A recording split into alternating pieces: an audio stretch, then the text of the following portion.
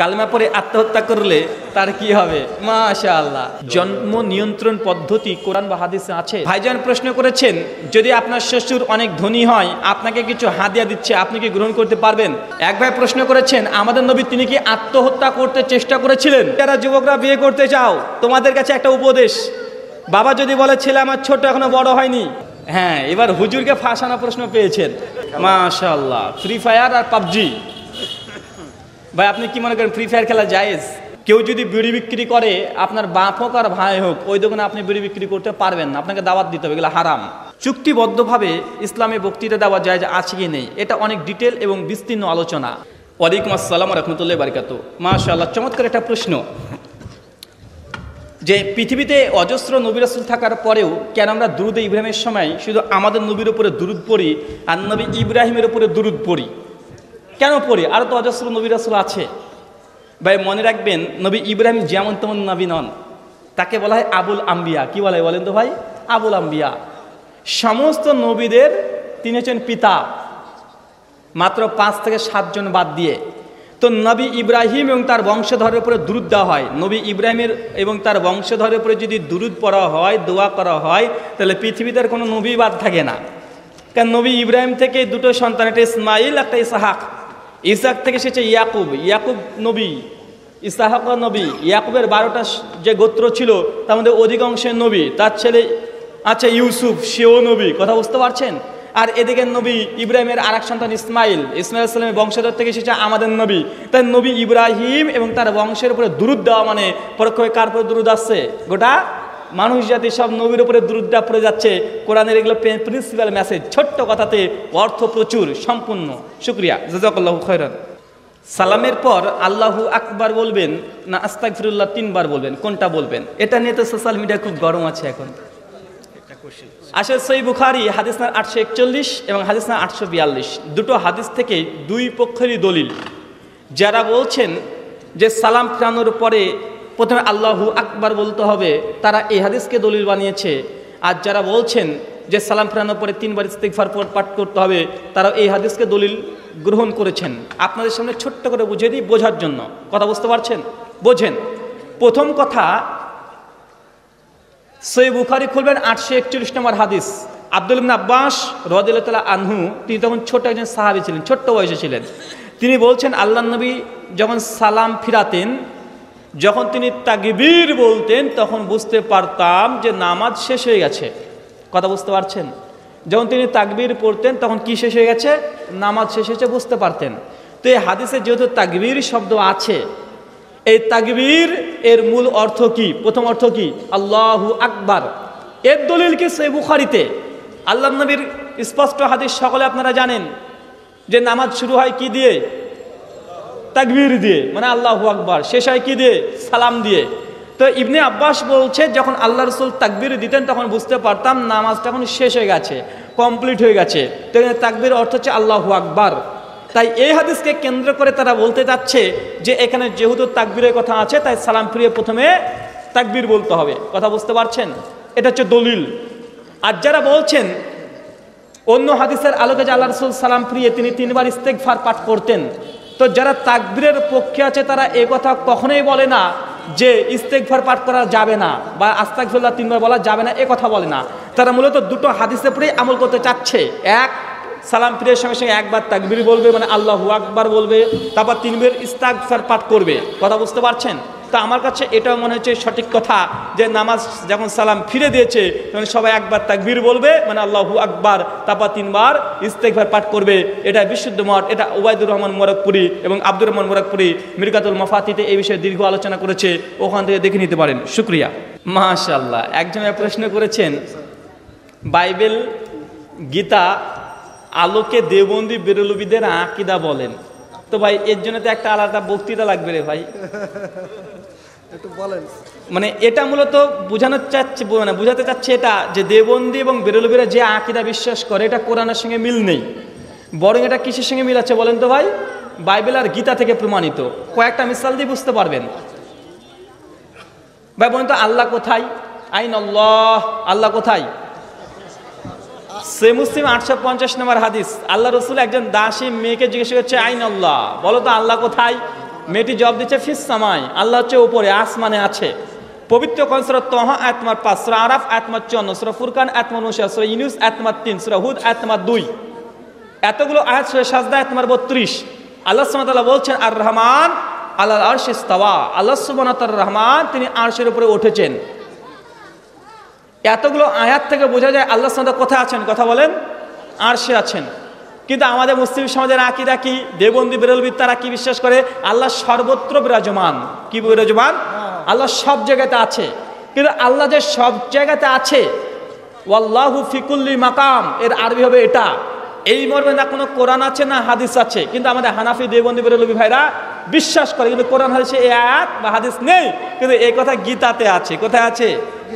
গীতাতে, শ্রীমদ্ ভাগবত গীতা অধ্যায় 15 শ্লোক নম্বর 15, সেখানে বলা হচ্ছে বাসুদেব সর্বে ভাব ভাবা, যিনি বাসুদেব ঈশ্বর, তিনি সব জায়গাতেই বিরাজমান। তো ভাই বলতো আমাদের দেবন্দী বেরলবী ভাইদের আকীদা কি?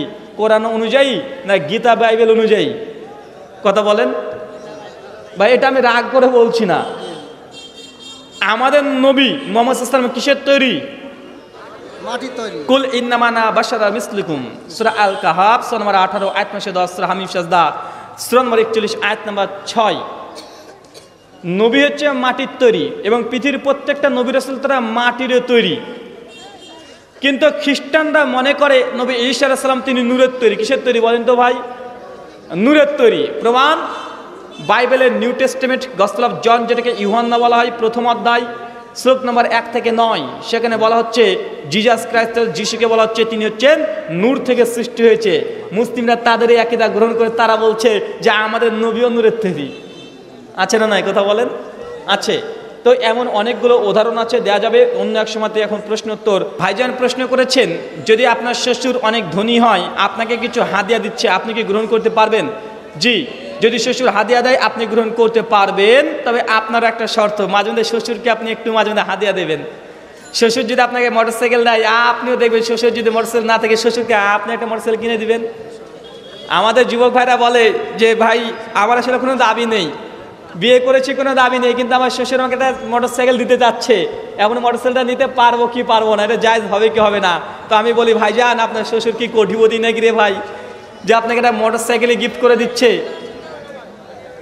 যদি আপনার শ্বশুর আপনাকে মোটরসাইকেল গিফট করে, তো আপনি একটা জামাই, আপনারও উচিত আপনার শ্বশুরকে একটা মোটরসাইকেল গিফট করা। এক ভাই প্রশ্ন করেছেন, আমাদের নবী তিনি কি আত্মহত্যা করতে চেষ্টা করেছিলেন? ভাই এটা একটা বর্তমান সোশ্যাল মিডিয়াতে গরম প্রশ্ন। গরম প্রশ্ন না ভাই? এটা জানা দরকার আছে না নাই? আমি এই প্রশ্নের প্রথম মুখোমুখি হয়েছিলাম আজ থেকে 3 বছর আগে, এবং এই প্রশ্নটা করেছিল একজন খ্রিস্টান। কি বললাম? একজন খ্রিস্টান। তিনি আমাদের নবীকেও অভিযোগ করেছিলেন। কি বলে জানেন? উনি বলছেন যে মুসলিমরা যে নবীকে নবী মানে, সে আসলে নবী নন। কেন?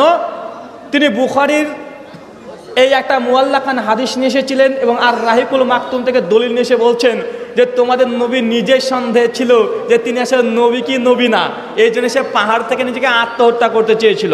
ভাই মনে রাখবেন, বুখারীর এই মুআল্লাকান হাদিস সহি সূত্রে বর্ণনা নেই, এবং এটা আল্লাহর নবীরও কথা নয়, এবং এটা কোনো সাহাবীরও কথা নয়। এটা ইমাম জুহুরি, একজন বিখ্যাত তাবেঈ, তিনি মনে করেছেন। কথা বুঝতে পারছেন? অনেকে মনে করছেন বুখারীতে আছে মানে হাদিস। ভাই বুখারীতে শুধু হাদিসই নেই, বুখারীতে আল্লাহ রাসূলের মারফু হাদিস আছে, বুখারীর মধ্যে সাহাবীদের মাওকুফ হাদিস আছে, বুখারীর মধ্যে সাহাবীদের ফতোয়া আছে, বুখারীর মধ্যে তাবেঈদের ফতোয়া আছে। বুখারীর যেগুলো মারফু এবং মুত্তাসিল সেগুলোই সহি, বাকি যেগুলো মুআল্লাকান হাদিস এসেছে এগুলো সহি আসলে কেউ দাবি করেনি। কথা বুঝতে পারছেন? তো আল্লাহর নবী তিনি যে ঝাঁপ দিতে গিয়েছেন, এটা ইমাম বুখারী হাদিসের সনদ সহকারে নিয়ে আসেনি। কিভাবে নিয়ে এসেছেন? তিনি শুধু মুআল্লাকান উপস্থাপন করেছে, আর এটা আল্লাহর নবীর নিজের কথাও না, কোনো সাহাবীর কথাও নয়, কোনো তাবির কথাও নয়, একজন ইমাম জুহুরি, একজন ইমামের কথা। কথা বুঝতে পারছেন? উনি বলেছেন এটা হাদিস নয়, তাই যে এই কথা বলেছে এটা সম্পূর্ণ ভুল কথা বলেছে। হ্যাঁ, এবার হুজুরকে ফাঁসানো প্রশ্ন পেয়েছেন। আপনার প্রশ্ন? মাশাআল্লাহ, আমার এই ভাই প্রশ্ন করেছেন। ভাইজান কি করেন? পড়াশোনা কোন ক্লাস? অনার্স। মাশাআল্লাহ। কিসে? First year. মানে কোন সাবজেক্ট? Political science. রাজনীতিবিদ, রাজনীতিবিদ বক্তাকে ফাঁসাবে। ভাইজান প্রশ্ন করেছেন যে আমি হাদিস বললাম মিশকাতের 4912 নম্বর হাদিস যে আল্লাহ রসুল তিনি জাহান্নাম আগে দেখে নিয়েছেন এবং জাহান্নামে কে কীভাবে শাস্তি পাচ্ছে এটাও দেখেছে।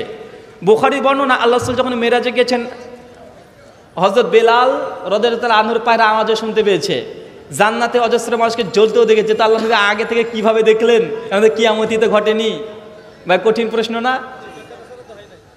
এখনো বিচার হয়নি, তারপর জাহান্নামে দেখছে, জান্নাতও দেখছে। হ্যাঁ, আসলে কঠিন প্রশ্ন, তবে এটা খুব সহজ উত্তর। সহজ উত্তর, যারা অ্যালবার্ট আইনস্টাইনকে চেনেন অ্যালবার্ট আইনস্টাইন তিনি কেন বিখ্যাত বলেন তো ভাই? সায়েন্টিস্ট অ্যালবার্ট আইনস্টাইন কেন বিখ্যাত? তিনি টাইম নিয়ে গবেষণা করেছেন। কি নিয়ে? টাইম। তার একটা গবেষণা হচ্ছে থিওরি অফ রিলেটিভিটি। কি বললাম? Theory of relativity. এখন ইউটিউবে যান, থিওরি অফ রিলেটিভিটি লিখলে দেবেন অনেক ডকুমেন্টারি ভিডিও পেয়ে যাবেন। এর মধ্যে থিওরি অফ রিলেটিভিটির 3টে অংশ আছে। থার্ড অংশের নাম হচ্ছে টাইম ডাইলেশন। কি বললাম? এবং টাইম ট্রাভেল। অ্যালবার্ট আইনস্টাইন বলছেন একজন জীবনে যদি কোনোদিন কোনো সময়তে কোনো পদার্থর দ্বারা আমরা এমন কোনো যানবাহন তৈরি করতে পারি যেটা বিদ্যুতের গতি মানে আলোর গতিতে ছুটতে পারে। কিসের গতি? আলোর গতি। আলোর গতি 1 সেকেন্ডে কত কিলোমিটার? প্রায় 3 লক্ষ কিলোমিটার। কত? 1 লক্ষতে মানে 1 সেকেন্ডে প্রায় 3 লক্ষ কিলোমিটার আলোর গতি ছুটতে পারে।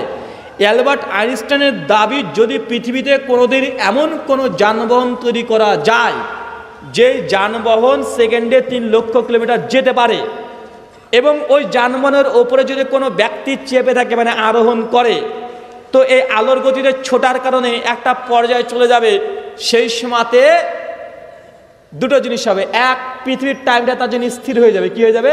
তখন টাইম আর টাইম না, মানে আমাদের পৃথিবীর টাইম আর চাঁদের টাইম সমান না। আপনারা যারা সায়েন্স পড়েছেন তারা জানেন, যারা অ্যাস্ট্রোলজি পড়েছেন তারা জানেন পৃথিবীর টাইম আর চাঁদের টাইম সমান নয়। পৃথিবীর টাইম মঙ্গল গ্রহের টাইম সমান নয়। তো কেউ যদি এই স্পিড অফ লাইটের গতিতে ছুটতে পারে, দুটো জিনিস হবে।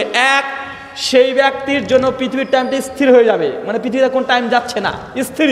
আর দুই, ওই ব্যক্তি ভবিষ্যতের মধ্যে ঢুকতে পারবে। কিসের মধ্যে? সে ফিউচার দেখতে পাবে। কি দেখতে পাবে? ফিউচার দেখতে পাবে। কই মিল গায়া সিনেমা দেখেছেন? হ্যাঁ, কই মিল গায়া এবং ক্রিশ যে সিনেমা আছে, এটার মূল যে থিওরির উপরে ভিত্তি করে করা হয়েছে সেটা টাইম ডাইলেশন এবং টাইম ট্রাভেল। মানে এমন একটা কম্পিউটার আবিষ্কার করেছে যে তার ভবিষ্যৎ দেখতে পাবে। তো আল্লাহ নবী মুহাম্মদ সাল্লাল্লাহু আলাইহি ওয়াসাল্লাম তিনি মেরাজে গিয়েছিলেন কিসে চড়ে? বুরাক। বুরাকের বাংলা কি? বুরাক এসেছে আরবি শব্দ বারকুন থেকে, মানে বিদ্যুৎ, লাইট। আল্লাহ রাসূল যে গিয়েছিলেন কার সঙ্গে গেছে? ফেরেশতা জিবরাইল। ফেরেশতারা কিসের তৈরি? নূরের তৈরি, মানে আলোর তৈরি, মানে আলোর গতিতে গিয়েছিলেন। আর আল্লাহ নবী যেহেতু আলোর গতিতে যেতে পেরেছেন, তাই ভবিষ্যতে ঢোকাটা তার জন্য সহজ না কঠিন? কথা বলেন তো। আল্লাহ নবী তো তিনি মেরাজে গিয়েছেন, আলোর গতিতে গিয়েছেন। দুটো প্রমাণ। এক, তিনি বুরাকে চড়ে ইসরা করেছেন বাইতুল মুকাদ্দাস পর্যন্ত, আর বাইতুল মুকাদ্দাস থেকে সিদরাতুল মুনতাহা পর্যন্ত গিয়েছেন ফেরেশতা জিবরাইলের দ্বারা। জিবরাইল তাকে নিয়ে গেছে। জিবরাইল তো নূরের তৈরি, আলোর তৈরি, তা আলোর গতিতে যেতে পেরেছে। রাসূল কি ভবিষ্যৎ দেখতে পাবে না? এটা অ্যালবার্ট আইনস্টাইনের থিওরি, তার গবেষণা অনুযায়ী সায়েন্টিফিক অ্যান্সার দিলাম। শরীয়তের উত্তর ভিন্ন আছে। তো আপনি যেহেতু মানে শিক্ষিত সমাজ, আপনাদের বোঝার জন্য সুবিধা হবে তার জন্য এই থিওরিটা দিলাম। শুকরিয়া, জাযাকাল্লাহু খায়রান। মাশাআল্লাহ। ফ্রি ফায়ার আর পাবজি, ভাই আপনি কি মনে করেন ফ্রি ফায়ার খেলা জায়েজ? আল্লাহ সুবহানাহু ওয়া তাআলা পবিত্র কোরআনে অনেক জিনিসের কসম করেছে, তবে একাধিক জিনিসের কসম করেছে। সেটা হচ্ছে সময়। কিসের বলেন তো ভাই? সময়। অল আসরি, সময়ের শপথ। অল ফজরি, ফজরের শপথ। অল লাইলি, রাতের কসম। আছে না নাই? মানে আল্লাহ সুবহানাহু ওয়া তাআলা টাইমকে নিয়ে কসম কাটছে। কখন বলছে টাইমের শপথ, কখন ফজরের শপথ, ফজর একটা ওয়াক্ত সময়, কখন রাতের শপথ কাটছে, কখন দিনের শপথ কাটছে। মানে আল্লাহ বলছেন যে মানুষ হচ্ছে ক্ষতিগ্রস্ত, কেন? তার টাইমকে নষ্ট করে। তো ফ্রি ফায়ার খেলে কি হয়? কোটিপতি হয়ে গেছেন? টাইমকে অপচয় করছেন, সময়কে অপচয় করছেন। মনে রাখবেন, যে ব্যক্তি আজকে যে যুবক ফ্রি ফায়ার খেলে তার সময়টাকে নষ্ট করছে, এই সময় একদিন তাকে চ্যালেঞ্জ করবে। কিভাবে জানেন? আজকে যেসব যুবককে দেখছেন যে ফ্রি ফায়ার খেলে রাত দিন ভোর করে দিচ্ছে, এইসব যুবককে 5 বছর পরে দেখবেন এরা টুকটুকি চালাচ্ছে, মানে টোটো গাড়ি চালিয়ে বেড়াচ্ছে। কেন বলেন তো? কারণ টাইমকে তারা মূল্য দেয়নি। যে টাইমের সঙ্গে দুশ্মনী করে, যে টাইমকে মূল্য দেয় না, টাইম তার জীবনে এমন একটা টাইম নিয়ে আসবে যে টাইমও তাকে মূল্য দেবে না। যে যুবক আজকে রাত দিন 24 ঘন্টা পড়াশোনা নিয়ে ব্যস্ত আছে, পরিবার নিয়ে ব্যস্ত আছে, এই যুবকটাকে 5 বছর পর দেখবেন ও ইঞ্জিনিয়ার হয়ে গেছে, ও ডাক্তার হয়ে গেছে, ও মাস্টার, টিউশনি করাচ্ছে, চাকরি করছে। আর যে আজকে পাবজি নিয়ে পড়ে আছে, ও কিছুদিন পরে দেখবেন ও রাস্তাতে কুলিগিরি করছে, 60 টাকা বেতন, 260 টাকা। কারণ ও টাইমকে মূল্য দেয় নাই, তার জন্য টাইম ওকে তার জীবনে একদম শেষ করে নষ্ট করে দিয়ে তাকে ওই ফ্রি ফায়ারের কারণে তাকে শুধুমাত্র ওই কুলিগিরি করতে হবে। 5 বছর পর দেখে রাখবেন, দেখবেন কারাগার পাবজি খেলছে, দেখেন 5 বছর পর দেখবেন এই ঘটনাগুলোই ঘটবে। ওয়ালাইকুম আসসালাম রাহমাতুল্লাহি ওয়া বারাকাতুহু। সূরা মাইদা আয়াত নম্বর 2। খারাপ কাজের সঙ্গে কখনো আপনি সংস্পর্শে থাকতে পারবেন না। কেউ যদি বিড়ি বিক্রি করে, আপনার বাপ হোক আর ভাই হোক, ওই দোকানে আপনি বিড়ি বিক্রি করতে পারবেন না, আপনাকে দাওয়াত দিতে হবে, এগুলো হারাম। বলবেন সুনান ইবনু মাজাহ হাদিস 3376, আল্লাহ নবী বলছেন কুল্লু মুশকির খামরুন কুল্লু খামরুন হারামুন, যেসব জিনিস খেলে নেশা হয় তার সবগুলো হারাম। তার মধ্যে বিড়িও হারাম, জর্দাও হারাম। কিন্তু হুজুর যে মাকরু বলে, হুজুর মাকরু বলে, জর্দা খাকে মাকরু বলে না? মাকরু বলে কেন বলেন তো? হুজুর নিজে নেশা করছে, হুজুর নিশে যেহেতু নেশা করে, এই জন্য হুজুর এটাকে হারাম বলতে চায় না। আর হুজুর যদি বলে যে বিড়িকে হারাম, মুসল্লি তখন বলবে বেটা বিড়ি খাওয়া যদি হারাম হয়, বিড়িটা আমরা টান দিয়ে ফু দিয়ে উড়ে দিই, বেটা তুই যে জর্দা চিবিয়ে চিবিয়ে রস টস সব খেয়ে ফেলিস, আমি যদি হারাম খাই তাহলে তুইও হারাম খাস, তোর বাপও হারাম খাস। বা বলবে কি বলবে না? এই জন্য বিড়ি খাওয়াকে হারাম বলতে চায় না, হুজুর মাকরু বলে ছেড়ে দেয়। মাকরু বাংলা কি জানেন? মাকরু মানে খারাপ, মানে হুজুর খারাপ খায়। আপনার হুজুরে কি খায়? খারাপ খায়। তো এই বদ হুজুর খারাপ খায়, এই হুজুরের কাছ থেকে খারাপ ছাড়া কিছু পাবেন? কালেমা পড়ে আত্মহত্যা করলে তার কি হবে? মাশাআল্লাহ। সহিহ বুখারী হাদিস নাম্বার 99, আল্লাহ নবী বলছেন মান কালা লা ইলাহা ইল্লাল্লাহ খালিসান, কি বললাম? খালিসান নাফসিহি ওয়া কলবিহি, কিছু বনে কিলাবিহি দাখালাল জান্নাহ, যে ব্যক্তি তার অন্তর থেকে খালিসান একদম বিশুদ্ধ অন্তর থেকে, নাফসি আরো শব্দটাকে জটিল করে দিল, আরো কঠিন, নাফস হৃদয় থেকে অন্তর থেকে লা ইলাহা ইল্লাল্লাহ বললো, দাখালাল জান্নাহ, এই ব্যক্তি জান্নাতে যাবে। এটা হচ্ছে ইমানদার ব্যক্তির একটা কি বলেন তো ভাই, ইমানের যে মূল্য, এটার ফজিলত সে পাবেই পাবে। আর অন্য হাদিস আল্লাহ রাসূল বলেছেন কোন ব্যক্তি যদি আত্মহত্যা করে মৃত্যুবরণ করে, সূরা বাকারা 195, আল্লাহ নিষেধ করেছেন তোমরা নিজেকে নিজেরা হত্যা করিও না, আত্মহত্যা করা হারাম। কেউ যদি করে তো যেহেতু গুনাহগার কাজ করছে, আল্লাহ নবী বলেছে যে ব্যক্তি যে কিছু দ্বারা নিজেকে হত্যা করেছে সে কিয়ামত পর্যন্ত একাকী সেই শাস্তি পেতে থাকবে। কেউ যদি পিস্তলে আঘাত করে নিজেকে হত্যা করে দেয়, একদম কবরে যাওয়ার পর থেকে শুরু হয়ে যাবে, সে বারবার ওইভাবে নিজেকে আঘাত করবে, ব্যথা পাবে, এইভাবে কিয়ামত পর্যন্ত হবে ইনশাআল্লাহ। তারপরে ওই ব্যক্তি যদি ইমানদার হয়, তার যদি অন্তরে শিরক যদি না থাকে, সুনান তিরমিজি 3640 নম্বর হাদিস, আল্লাহ সুবহানাহু ওয়া তাআলা বলে দিয়েছেন আল্লাহ নবীর মাধ্যমে যে আল্লাহ কিয়ামতের মাঠে মানুষের সামনে আসবে, এসে বলবে যে বান্দা তুমি যদি আসমান থেকে জমিন ভর্তি পাপ নিয়ে আমার সামনে উপস্থিত হও, আমি আল্লাহ আসমান থেকে জমিন ভর্তি ক্ষমা নিয়ে তোমার সামনে উপস্থিত হয়ে তোমাকে জান্নাত দেব। মাঝখানে একটা পাপ থাকা যাবে না, নাম কি? আর শিরিক, শিরিক থাকা যাবে না। ওই ব্যক্তি যদি শিরিক না করে মৃত্যুবরণ করে এবং নিজেকে হত্যা করে, তাহলে সে আযাব পাবে, সে জাহান্নামে যাবে, গুনাহ করেছে, তবে সে চিরস্থায়ী জাহান্নামী নয়। কি বললাম বলেন তো ভাই? চিরস্থায়ী নয়, হতে পারে 1 কোটি বছর থাকতে পারে, তারপরে আবার জান্নাতে আসবে। শুকরিয়া। এশা এবং ফজরের সালাত যদি জামাতের সঙ্গে সালাত আদায় করেন, তাই সারা রাত্রি সালাতের নেকি আছে, এই মর্মে কিছু বর্ণনা আছে কি? না, এই মর্মে কিছু বর্ণনা নেই। তবে এটা আছে, কোনো ব্যক্তি যদি ইমাম সাহেবের সঙ্গে তারাবির সালাতের প্রসঙ্গে এসেছে, শেষ পর্যন্ত কিয়ামুল লাইল যদি করতে পারে, তাহলে শেষ পর্যন্ত যদি থাকতে পারে, তাহলে সারা রাতের নেকি তার আমলনামাতে লেখা হয়। সহিহ বুখারী হাদিস নাম্বার 1903 থেকে পরপর দেখতে থাকবেন এবং 2004, 5, 6, 7 পরপর পাবেন কিয়ামুল লাইল অধ্যায়ে। শুকরিয়া। চুক্তিবদ্ধভাবে ইসলামে বক্তৃতা দেওয়া যায় যে আছে কি নেই, এটা অনেক ডিটেল এবং বিস্তীর্ণ আলোচনা। দুটো বিষয়, এক, এই মাসালাটা আসলে আজকের নয়, এটা অনেক পুরাতন মাসালা। কতবার বলেন তো ভাই? একদম পুরাতন মাসালা। এই মাসালার সঙ্গে দুটো জিনিস মত মিল আছে। প্রথম কথা হচ্ছে এটা ধর্মের সঙ্গে অর্থের আদান প্রদান হবে কি হবে না। কি বললাম? ধর্মের সঙ্গে অর্থের আদান প্রদান, শুধু বক্তৃতা দেওয়া এটাই নয়, ধর্মের সঙ্গে অনেকগুলো সংশ্লিষ্ট আছে। পবিত্র সূরা বাকারা আয়াত নম্বর 42 আল্লাহ বলেছেন যে আল্লাহ কালামকে তোমরা সামান্য মূল্যে বিক্রয় করো না, তাই না ভাই? তো অনেকে এই দলিলটা পেশ করে অনেক কিছু বলতে চায়। তো এখানে দুটো জিনিস মনে রাখবেন, এই কোরআনটা ছাপানো হয়েছে, ছাপানো হয় নাই ভাই, প্রেসে খরচ হয়েছে 120 টাকা। কত হয়েছে? 120 টাকা। এখন এই কোরআনটা 120 টাকা দিয়ে ছাপিয়েছে, খরচ পড়েছে। কোরআনটা বিক্রি হবে 220 টাকাতে, মানে 100 টাকা লাভ করবে। কোরআনটা বিক্রি করে লাভ্যাংশ গ্রহণ করে, এটা জায়েজ না না জায়েজ? জি জায়েজ। আপনার ফতোয়া দিলেন কোরআনের আয়াত যে বিক্রি করতে নেই, কোরআনেই তো আছে। আপনি তো গোটা কোরআনে বিক্রি করছেন, ওখানে তো আয়াতের কথা আছে। লাভ করছেন না ভাই? অর্থ নিচ্ছেন কি নিচ্ছেন না? ব্যবসা করছেন কোরআন নিয়ে, তাতে আরো মরেছেন। 2, ইমাম সাহেব একটা মসজিদে রীতিমতো 5 ওয়াক্ত সালাত আদায় করবে, সে এটা দায়িত্ব সহকারে তাকে বেতন দেওয়া জায়েজ না না জায়েজ? জায়েজ। ওমর বিন খাত্তাবের ইতিহাস পড়েন, পেয়ে যাবেন। মুয়াজ্জিন, তাকে অর্থের বিনিময়ে রাখা, হাদিয়া দেওয়া জায়েজ না না জায়েজ? জায়েজ। মাদ্রাসায় মুদারিস, যিনি শিক্ষক থাকবেন, সে মানুষকে কোরআন হিফজ করাবেন, সেক্ষেত্রে তাকে টাকা দিয়ে রাখা জায়েজ কি না জায়েজ? জায়েজ। তার মানে বুঝতে হবে ধর্মের সঙ্গে অর্থের আদান প্রদান এটা জায়েজ। এর জন্য একাধিক দলিল আছে। শেখ আল্লামা নাসিরুদ্দিন আলবানী রাহিমাহুল্লাহর সুনান তিরমিজি হাদিস নাম্বার 2062 খুলবেন। কি বললাম? 2062।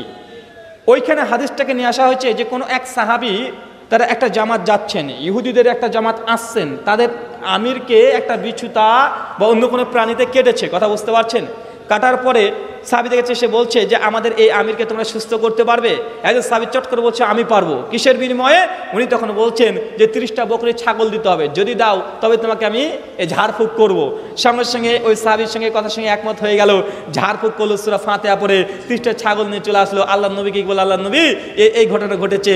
আল্লাহ নবী হাসি মুখে বলছে, তুমি কিভাবে জানলে যে সূরা ফাতিহা পড়লেই ফুঁক দিলেই বিষ নেমে যাবে? সঙ্গে সঙ্গে আল্লাহ নবী মুহাম্মদ সাল্লাল্লাহু আলাইহি ওয়াসাল্লামকে সাহাবীরা বলছে, আল্লাহ আমি জানি। এইভাবেই অনেক ঘটনা আল্লাহ নবী তখন শেষে বলছেন, আচ্ছা ঠিক আছে, আমার জন্য একটা ছাগল রেখে যাও। এই হাদিস আনার পরেই ইমাম তিরমিজি কলটা পড়ে দেবেন। সুনান তিরমিজি কথা বললাম 2062, 63, 64 পরপর 3টে হাদিস পড়বেন। ইমাম তিরমিজি ফুটনোট লিখে রেখেছে যে এই হাদিসের আলোকে ইমাম সুফিয়ান সাউরি, ইব্রাহিম নাখই, ইমাম শাফিঈ, ইমাম মালিক, ইমাম আহমদ ইবনে হাম্বল, তারা সকলে বলছেন ধর্মের সঙ্গে অর্থের আদান প্রদান এটা অনুমোদিত, জায়েজ। কথা বুঝতে পারছেন? তবে হ্যাঁ, শর্ত দুটো। কি বলেন তো? একটা যে তাকওয়া, এটা যেন ঘাটতি না হয়। কি বললাম? তাকওয়া। এখন বলছে যে কমিটির পুরে এমন একটা দাবি করে দিয়েছে যে কমিটির সামর্থ্য নাই, তাকে বাড়ি গাড়ি বিক্রি করে দিতে হবে, যে আমাকে আনতে হলে আপনাকে মনে 80,000 টাকা দিতে হবে, 50,000 টাকা দিতে হবে, নচে যাব না, 1 টাকা কম দিলে যাব না। এমন যদি কেউ শর্ত করে, এটা তাকওয়ার পরিপন্থী। কি বললাম? এটা তাকওয়ার পরিপন্থী। এইভাবে একদম চুক্তিবদ্ধ কঠিনভাবে কঠোরভাবে করা, এটা একটা মুমিন ব্যক্তির, ইমানদার ব্যক্তির, এটা ইমানের আলামতের বহিঃপ্রকাশ ঘটে না, বরং অপোজিটটা ঘটে। কথা বুঝতে পারছেন? তো কেউ যদি চুক্তি করে এটা হারাম, এমন কোনো কথা আজ পর্যন্ত সালাফদের মধ্যে কেউ বলেনি। বিশেষ করে আপনি পড়বেন সুনান তিরমিজি 2062, 63, 64 নম্বর হাদিসের অনুবাদ সহ ব্যাখ্যাটা ওখানে ইমাম তিরমিজি 1400 বছর আগে করে গেছেন, ওটা পড়বেন। অতএব এ থেকে বোঝা যায় যে ধর্মের সঙ্গে অর্থের আদান প্রদান এটা জায়েজ। আরও অনেক দলিল আছে। সূরা তওবা আয়াত নম্বর 60 আল্লাহ সুবহানাহু ওয়া তাআলা বলে দিয়েছেন, কোরআনের আয়াত, যারা জাকাত সংগ্রহ করবে, কি সংগ্রহ করবে? জাকাত সংগ্রহ করবে। একজন কোটিপতি জাকাত সংগ্রহ করছে, আল্লাহ সুবহানাহু ওয়া তাআলা বলছে যে জাকাত সংগ্রহ করছে তাকে একটা খাত, তার হক আছে না নাই? 8টা খাতের মধ্যে তার একটা হক আছে, মানে সে ধর্মের সঙ্গে সম্পর্ক কি? অর্থের আদান প্রদান, তাকে মজুরি দেওয়া, এটা বৈধ। আরও দলিল দিয়েছে ইমাম বুখারী রাহিমাহুল্লাহ, এই বিষয়ে বিস্তীর্ণ আলোচনা করেছেন। ফাতুল বারিতে ইমাম হাজার আসকানি রাহিমাহুল্লাহ তিনিও নিয়ে এসেছেন যে আল্লাহ নবী মুহাম্মদ সাল্লাল্লাহু আলাইহি ওয়াসাল্লামের মুসা আলাইহিস সালাম তিনি মোহরানা কি দিয়েছিলেন বলেন? 8 থেকে 10 বছর শ্রম। আল্লাহ রাসূলের কাছে একজন সাহাবী এসেছে, আল্লাহ রাসূল বিয়ে করতে চাই, কেউ তোমার কাছে কি আছে? কিছু নাই। লোহার আংটি দাও? নাই। কি জানো? কোরআন জানি। কোরআনের বিনিময়ে বিয়ে পড়িয়েছেন। মানে এগুলো বোঝা যাচ্ছে কোরআনকে বিনিময় দেওয়া। কি বললাম বলেন তো মাসালা? কোরআনের বিনিময়, কোরআনের বিনিময়ে মোহর দিয়েছে। মুসা সাল্লাম মোহরের বিনিময়ে শ্রম দিয়েছে।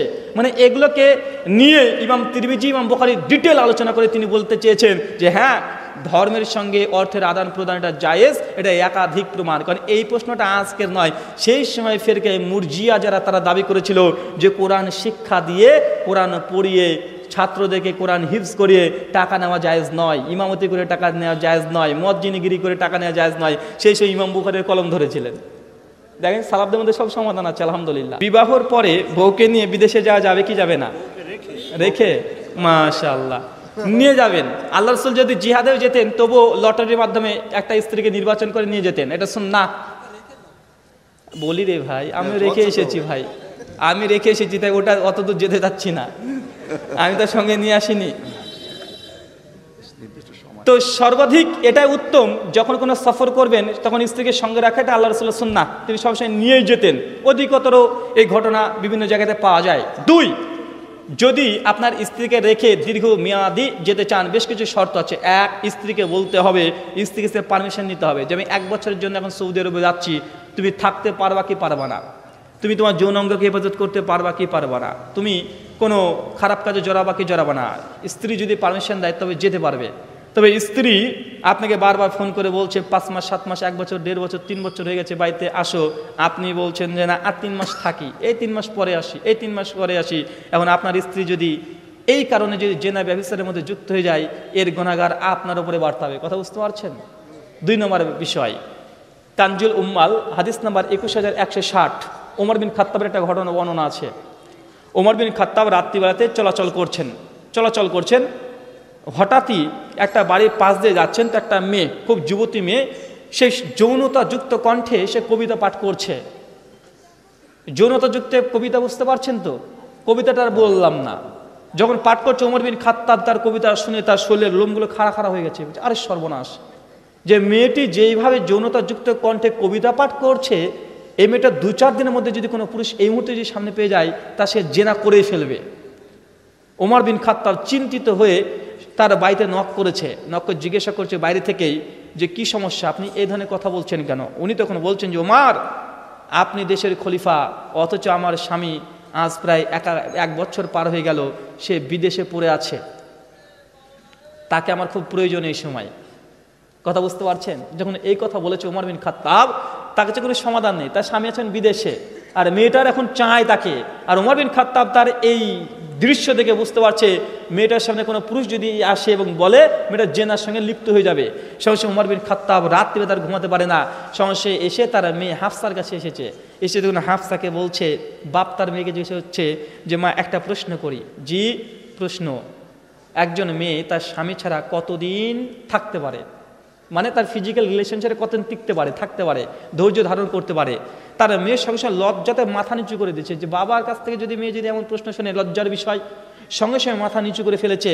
হাফসা রাদিয়াল্লাহু তাআলা আনহা তিনি বুঝতে পারছেন যে বাবা এমনি জিজ্ঞাসা করেনি, কোনো সমস্যা আছে। সঙ্গে সঙ্গে হাফসা তখন হাতের 3টে আঙুল এইভাবে তুললেন। কথা বুঝতে পারছেন? এইভাবে তুললেন, একটুবার অর্ধেক তুললেন, কিছু কিছু মনে হচ্ছে যে 4খানা আঙুল তুললেন। তখন ওমর বিন খাত্তাব তিনি বুঝতে পারলেন যে আসলে একজন নারী তার স্বামী ছাড়া, বিবাহিত নারী 3 থেকে 4 মাস বাইরে থাকতে পারে। কয় মাস? 3 থেকে 4 মাস বাইরে থাকতে পারে। তখন ওমর বিন খাত্তাব তারপরেই একদম রাষ্ট্রীয় আইন ঘোষণা করে দিলেন যে যারা 4 মাস অতিক্রম করেছে, যেসব স্বামীগুলো বাইরে কাজের জন্য হোক, জিহাদের জন্য হোক, ধর্মে প্রচারের জন্য হোক, তার প্রত্যেকটা বাড়িতে আসতে হবে। এই হাদিস থেকে ইসলামী শরিয়া আইন হচ্ছে এটা, একজন পুরুষ তার স্ত্রীকে ছাড়া 4 মাসের বেশি বাইরে থাকতে পারবে না। তবে স্ত্রী যদি ওয়াদা করে, চুক্তি করে যে না তুমি থাকো, আমার কোনো সমস্যা নেই, তবে সে থাকতে পারে। কথা কি বুঝতে পারলেন? শুকরিয়া। জন্ম নিয়ন্ত্রণ পদ্ধতি কোরআন বা হাদিসে আছে? যে আছে। সুনান ইবনে মাজাহ কিতাবুল নিকাহ হাদিস নাম্বার 2867। আল্লাহর নবীর কাছে একজন সাহাবী এসেছেন, এসে বলছেন যে আল্লাহর নবী, আমি কি আজল করতে পারবো? আজল বোঝেন? মানে তার চূড়ান্ত পর্যায়ে তার স্পাম বীর্যগুলোকে স্ত্রীর যৌনাঙ্গে প্রবেশ না করিয়ে বাইরে নিক্ষেপ করে দেয়, এটাকে বলে আজল। এই হাদিসের আলোকে আল্লামা নাসিরুদ্দিন আলবানী, শেখ সালেহ আল উসাইমিন, আব্দুল আজিজ আব্দুল্লাহ বিন বাজ, শেখ সালেহ আল ফাউজান, হাফেজাহুল্লাহ রাহিমাহুল্লাহ তাআলা, তার সকলে বলেছেন এই হাদিসের আলোকে কেউ যদি তাৎক্ষণিক জন্ম নিয়ন্ত্রণ করে, কি বলেন তো ভাই, ক্ষণস্থায়ী মানে 2 দিন 4 দিন 1 মাস 2 মাসের জন্য জন্ম নিয়ন্ত্রণ করে কন্ডোম ব্যবহার করে, বা মেয়েরা পিল খায়, বা অন্য কোনো ঔষধ নেয়, ক্ষণস্থায়ী জন্ম নিয়ন্ত্রণ এতটা বৈধতা আছে। তবে স্থায়ী, চিরস্থায়ী একদম আপনি জন্ম নিয়ন্ত্রণের নামে আপনি একদম সন্তান নেওয়ার রাস্তায় বন্ধ করে দিবেন, এটা হারাম। সূরা মুমিনুন আয়াত নাম্বার 7, 8, 9। কথা বুঝতে পারছেন? তাহলে বোঝা গেল ক্ষণস্থায়ী এই সবগুলো ব্যবহার করা যায়, এটা হাদিসে আছে। আল্লাহ নবী বলেছে আজল করার পদ্ধতি তিনি অনুমোদন দিয়েছেন। শুকরিয়া, জাযাকাল্লাহু খায়রান। সর্বশেষ প্রশ্ন, আমার নামের পূর্বে ব্রাদার কেন? পবিত্র কোরআন সূরা হুজুরাত আয়াত নাম্বার 10 আল্লাহ সুবহানাহু ওয়া তাআলা বলছে ইন্নামাল মুমিনুনা ইখওয়াহ, নিশ্চয়ই মুমিনরা মুমিনের ব্রাদার। কি বললাম? মুমিনরা মুমিনের কি? আল্লাহ বলছে ভাই। তা আমার নাম ব্রাদার রাহুল, মানে ভাই, আমার নামের আগে ভাই আছে। কথা বুঝতে পারছেন? মানে আমাদের ইন্ডিয়ান ট্র্যাডিশন কি জানেন? যেমন আপনাদের বাংলাদেশে মৌলানা যাদের দাঁড়িয়ে আছে তাদেরকে হুজুর বলে, কি বলে? হুজুর বলে। আমাদের ইন্ডিয়াতে বলে বেশিরভাগ মৌলানা। সে দাঁড়িয়ে থাকলে মৌলানা বলে, এ মৌলানা জি কেসে হো, আগে মৌলানা বলবে। কথা বুঝতে পারছেন? আপনি সৌদি আরবে চলে যান, হুজুরও পাবেন না, মৌলানা পাবেন না, কি পাবেন? শাইখ। কি পাবেন? শাইখ। তো এক এক জায়গার এক এক রকমের ট্র্যাডিশন। এখন সাহাবীদের জামানায় চলে যান, এখানে মৌলানা শাইখ কিছুই পাবেন না, নাম শুধু আবু বকর, ওমর, ওসমান, আলী, কিছুই নেই। কথা বুঝতে পারছেন না? তো এক একটা জায়গার এক এক রকমের ট্র্যাডিশন। আমাদের ইন্ডিয়ার একটা ট্র্যাডিশন, যারা জেনারেল কালচার থেকে যারা এই ধর্ম প্রচার করছে তার নামের পূর্বে ব্রাদার দেওয়া। কথা বুঝতে পারছেন?